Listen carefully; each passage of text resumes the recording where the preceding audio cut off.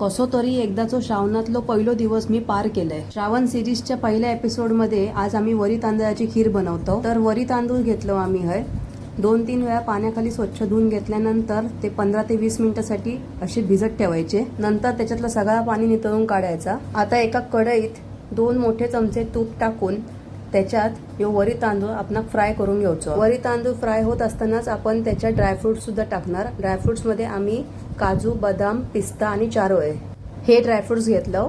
2-4 मिनिटं परतवून घेतल्यानंतर आता आपण त्याच्यात दूध टाकणार। आता एका शिजाक थोडा वेळ लागतलो। दुसरीकडे आपण गुळ किसान घेतलं थोडं, त्याच्यात पाणी टाकून त्याच्यातले गट्टे सगळे मोडून घ्यायचे। या खिरीत साखर नाही घातलं, गुळ टाकूनच केलं।